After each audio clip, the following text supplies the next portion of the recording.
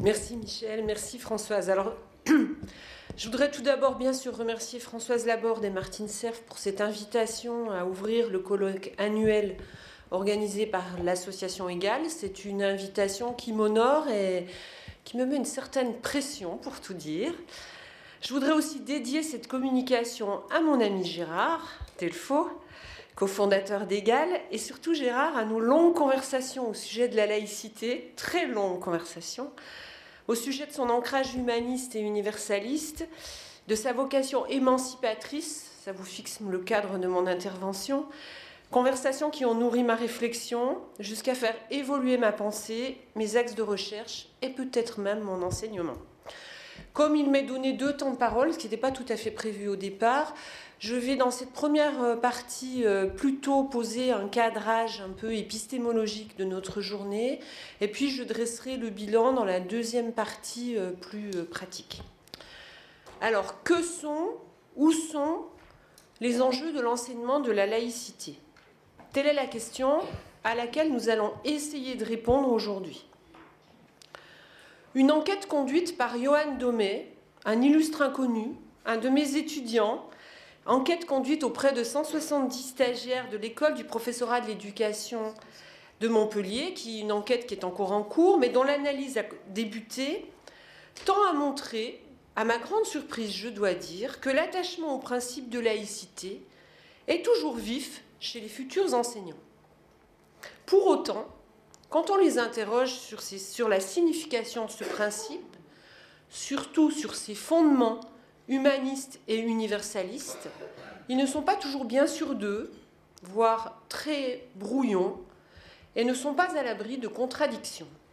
En effet, nous, promoteurs de la laïcité, nous affranchissons souvent d'une réflexion d'ordre épistémologique, considérant la laïcité comme acquise, alors que cette réflexion est pourtant nécessaire, surtout si on cherche à circonscrire les enjeux d'une transmission.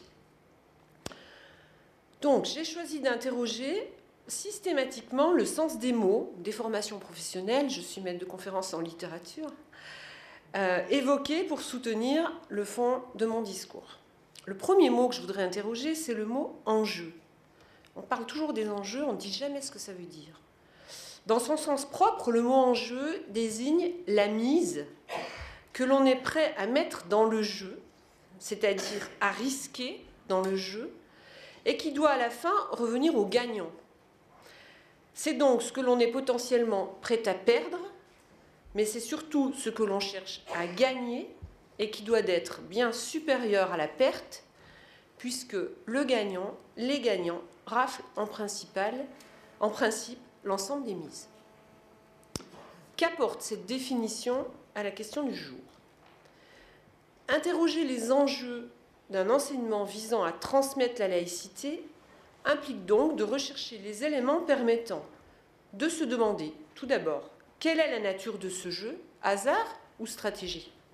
Le principe de laïcité ne doit rien au hasard, même si ses promoteurs ont toujours dû jouer gros jeu, pour filer la métaphore, même si le risque reste élevé, très élevé, puisque la promotion du principe de laïcité peut conduire encore, dans notre pays, à être sommairement exécutée, exécution certes illégale et condamnée dans notre République, mais encore légitimée partiellement par des remarques scandaleuses comme « ils l'ont bien cherché » en jouant au jeu des caricatures, ou totalement légale dans des sociétés dans lesquelles le divin, pris comme idéologie politique, s'ingénie à soumettre l'humain. De mettre aussi en évidence que l'enseignement de la laïcité relève d'une stratégie qui doit s'organiser, se développer, se communiquer et qui doit conduire à la réussite du projet, non pour soi, mais pour l'idée de citoyenneté et donc pour l'ensemble des citoyens. D'étalonner la valeur, puisqu'il faut miser, que l'on concède au résultat du jeu de la transmission. Qu'a-t-on à gagner dans cette transmission ? Qu'a-t-on à perdre ? Et dès lors, qu'est-on prêt à risquer pour y parvenir ? de repérer alors les forces vives qui permettront d'entrer dans le jeu de sa transmission afin d'établir une stratégie gagnante, car quand on entre dans un jeu, l'unique objectif doit être la réussite, vouloir et pouvoir gagner. De se doter ensuite des moyens nécessaires à la victoire, à savoir connaître parfaitement les règles du jeu, la philosophie et la loi, et les stratégies antérieures déjà modélisées, l'histoire, connaître tout autant les stratégies des adversaires, qui sont-ils, apprendre à les repérer, les analyser, comment agissent-ils, et rester sans cesse en éveil si on veut pouvoir les déjouer. De savoir créer des stratégies nouvelles, plus adaptées aux moyens des nouveaux adversaires et aux nouveaux contextes dans lesquels se déroule toujours le jeu. D'impliquer totalement le joueur, et c'est peut-être le plus difficile, en lui démontrant la valeur inégalable qu'offre nécessairement le principe de laïcité, car plus on est conscient de la valeur du gain, plus on est prêt à miser gros, plus on cherche les stratégies gagnantes. Tout enseignement est un acte de communication qui implique disponibilité et écoute de part et d'autre, notamment quand l'objet de la transmission ne fait, hélas, plus consensus. Alors, quelle est la valeur de cet enjeu, ou autrement dit, qu'avons-nous à gagner à ce jeu-là? S'agit-il uniquement, pour enseigner la laïcité, de faire connaître le principe de laïcité, l'histoire de son avènement et de circonscrire son champ d'application? Le projet doit-il être plus ambitieux? Bien sûr, une connaissance historique, juridique et politique est absolument indispensable pour la formation des enseignants, comme celle des élèves, puisque ce sont de futurs citoyens, car elle organise le cadre, fixe le contexte et les conditions. Mais est-elle suffisante pour récupérer l'enjeu de la mise et pour entrer dans le jeu? De toute évidence, et c'est peut-être en partie ce que semble montrer l'enquête recueillie par mon étudiant, cet enseignement est nécessaire mais n'est pas suffisant, comme j'ai déjà eu l'occasion de le dire l'an dernier dans notre précédent colloque. Pourquoi? Pour répondre, revenons encore rapidement, mais pour être certain que nous avons tous dans les mains les mêmes règles du jeu, au sens même du principe de laïcité. Rappelons tout d'abord que la laïcité n'est pas un principe à vocation œcuménique, comme on tend de plus en plus souvent à vouloir nous le faire croire, destiné à pacifier les conflits interreligieux, voire à réconcilier ou à permettre la cohabitation entre religion et athéisme. La laïcité est un principe d'organisation politique de notre société au service de l'homme et non des appareils, et qui, pour ce faire, rejette systématiquement tout cléricalisme, c'est-à-dire toute ingérence politique du dogmatisme religieux ou idéologique dans la sphère politique. Il ne s'agit pas de dénier le droit religieux, mais il s'agit de s'assurer que le religieux ne s'impose pas à tous, ne s'impose jamais pour la totalité d'une vie sans que l'individu ne l'ait librement choisi. Il s'agit de s'assurer que le religieux n'entrave pas le principe de liberté de conscience, une liberté conçue dans sa dimension absolue et universelle, qui impose des contraintes et donc une perte de liberté individuelle, peut-être est-ce cela que nous devrions être prêts à perdre dans ce jeu, pour gagner la force de construire un commun qui respecte l'intégrité de chaque individu. En effet, la liberté de conscience ne se construit que si le sujet se trouve hors d'atteinte des tutelles idéologiques imposées par une pression extérieure, des tutelles que le sujet ne choisit pas, qui s'imposeraient sans qu'il ait les moyens d'en prendre conscience. Et là est peut-être la vraie problématique de l'enseignant et de l'enseignement. En ce sens, rappelons-le aussi, la laïcité n'est pas en soi une valeur, n'est pas une finalité, elle est un moyen, un outil juridique, politique, au service d'un choix de société, le choix humaniste et universaliste. Le principe de laïcité est donc dénué de sens si on confère aux moyens qu'il détermine sa propre finalité. Pour dire les choses autrement, demandons-nous, que fait-on, où va-t-on, si on ne fait vivre la laïcité que pour elle-même? On en fait un dogme, alors qu'elle est née pour les combattre. On en fait une valeur, alors qu'elle est un principe qui garantit un socle de valeurs résolument ancré dans une philosophie humaniste et universaliste qui la fonde historiquement.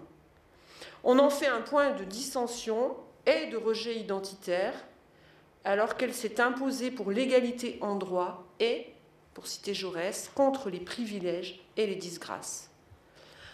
Ainsi, vouloir la laïcité pour affirmer une identité française, vouloir la laïcité pour rejeter l'autre, rompt les règles du jeu. Vouloir toiletter la laïcité en lui adjoignant des adjectifs pour la rendre acceptable aux yeux de tous est une tricherie aussi problématique. L'adjectif, là encore des formations professionnelles, par définition, qualifie, donc transforme, par atténuation, par renforcement, par adjonction, par retrait, en isolant une caractéristique ou en renforçant un aspect précis. C'est la valeur que porte son usage qu'il faut qualifier. C'est la manière dont on la présente, puis dont on la vit et dont on la fait vivre, par exemple dans un établissement scolaire, qui va en favoriser sa transmission. C'est donc bien la finalité qu'on lui reconnaît ou qu'on ne lui reconnaît pas, et les moyens que l'on se donne pour y parvenir qu'il faudrait interroger aujourd'hui, et non le principe lui-même, isolé de son champ d'application. C'est bien cela qui est l'enjeu véritable de la transmission. Alors, comment faire ?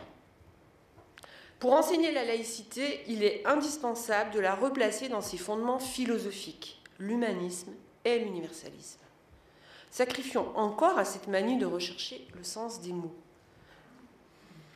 Manie indispensable si on ne veut pas, comme le disait récemment Khaled Benchek, à propos du mot djihad, que les mots s'éteignent sous le joug des approximations et des détournements. L'humanisme est un principe philosophique qui reconnaît l'homme comme valeur suprême, rejetant ainsi les tutelles transcendantales et divines pour définir son existence, et qui s'est imposé ainsi dans une France résolument chrétienne et catholique.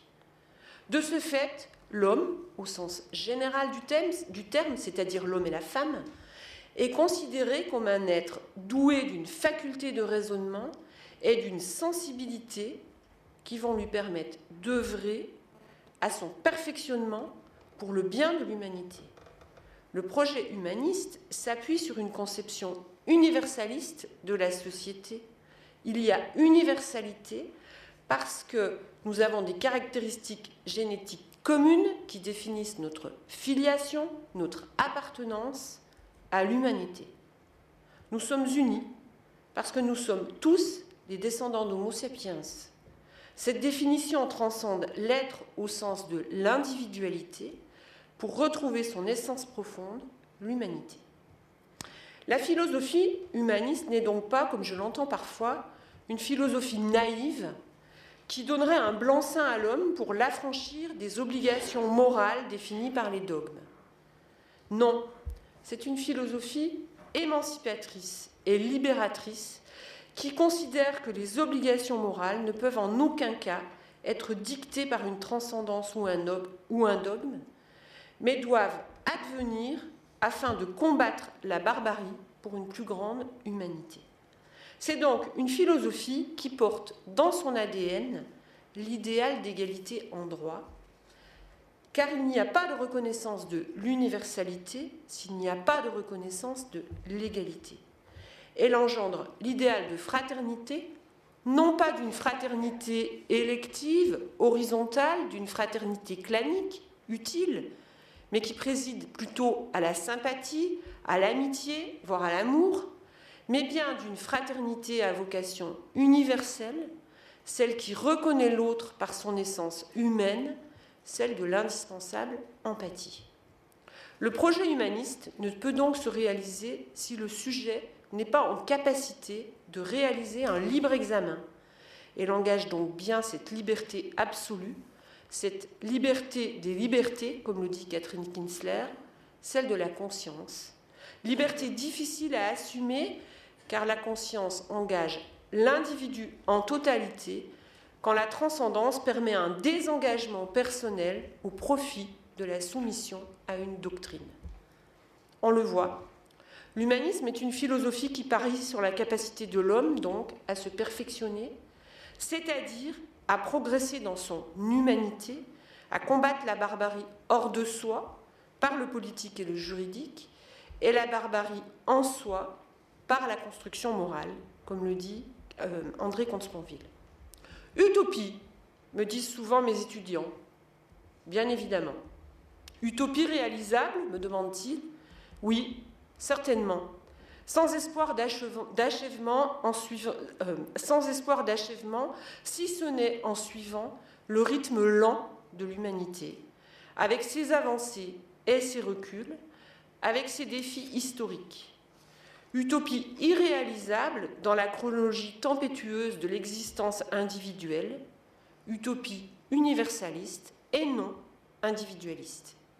Pour s'en convaincre, soyons optimistes, la barbarie à l'échelle de l'humanité recule, comme le montre par exemple une étude scientifique publiée dans le Sciences et Vie du mois de janvier sur l'évolution de la violence à l'échelle humaine. Elle recule, mais elle reste là et se réveille. On la réveille à tout moment. Stratégie implacable des terroristes pour faire reculer l'idéal universaliste et étendre la tutelle obscurantiste. Stratégie qui veut légitimer la torture, le meurtre, l'exclusion au plus haut niveau politique. La philosophie humaniste doit donc être une philosophie de la vigilance, mais aussi de l'engagement. Voilà, fixer le cadre des stratégies pour sa transmission. Cette utopie semble plus compliquée à saisir aujourd'hui, car nous vivons dans un monde problématique, c'est-à-dire, comme le définit Michel Fabre, un monde en perpétuel auto-questionnement. Un monde dont les valeurs sont rendues instables par l'affaiblissement des institutions, au sens de ce qui institue, famille, école, société, et l'évolution rapide des mœurs et même du droit. Si l'enseignement de la laïcité vise à permettre à chaque futur citoyen de comprendre le fonctionnement de notre société, de s'en approprier les règles, elle doit aussi lui donner les moyens, donc, de s'émanciper des tutelles dogmatiques pour être libre, mais surtout pour être conscient des choix qui s'offrent à lui, afin de les réaliser en pleine conscience. L'enseignement de la laïcité ne peut donc être nécessairement qu'un enseignement humaniste et universaliste visant la citoyenneté, visant le perfectionnement, la réflexion. Dès lors, l'enseignement de la laïcité a nécessairement une vocation morale et civique. Ce n'est pas uniquement une somme de connaissances à acquérir, mais bien un choix de société à comprendre, à s'approprier, à mettre en œuvre dans la vie sociale qui débute à l'école. Il s'agit donc d'en connaître le cadre, les règles, leurs fondements, les droits et leurs limites, les institutions, pour saisir le cadre de la citoyenneté. Mais si l'on veut pouvoir favoriser le libre examen et le respect de l'autre, il s'agit aussi de permettre à chaque citoyen en devenir, de mieux comprendre, de pouvoir exprimer, car la violence est aussi une façon d'exprimer qui parfois supplante toutes les autres, et Françoise l'a dit, ce qu'il ressent et ce qui structure ses émotions, d'apprendre à juger avec raison et son savoir, et pas uniquement sous le coup de l'émotion, d'apprendre à être conscient des intentions, des actions et des effets qu'elles produisent, ses connaissances et sa sensibilité, pour comprendre en quoi cet apprentissage peut conduire à nous sentir mieux, à nous élever et donc à ne pas voir l'autre comme une menace. L'enseignement de la laïcité est donc un enseignement absolument transversal qui doit permettre de construire un enseignement moral et civique tout aussi transversal, hors de toute tutelle dogmatique. Je vais conclure, et pour conclure, j'aimerais reprendre les propos d'un lycéen interrogé sur cette question vendredi dernier, lors du colloque Laïcité et démocratie que j'ai co-organisé à Montpellier. Il a commencé par dire « Nous, la laïcité, nous la connaissons. Elle est dans la charte, collée dans nos carnets de correspondance. Mais entre nous, on s'en fiche un peu. C'est pas notre problème. Entre nous, on n'en parle pas du tout. Pourtant, quand on réfléchit un peu, on s'aperçoit que l'on en a besoin. Ce qu'il faut, en fait, ce n'est pas en parler, c'est la faire vivre, la laïcité, dans nos établissements. Il me semble donc que ce colloque doit permettre une réflexion en guise de plaidoyer pour un enseignement laïque, nécessairement transversal et adogmatique, d'une morale humaniste, sans sanction ni autres obligations que celles définies par l'exigence de liberté, d'égalité et de fraternité. C'est peut-être la seule voie pour ne plus considérer la citoyenneté comme un risque pour l'identité et son rapport à l'altérité, comme l'affirment certains sociologues adversaires de l'humanisme, mais de réaliser au contraire qu'elle est un engagement librement consenti pour soi-même comme pour l'autre. Je vous remercie.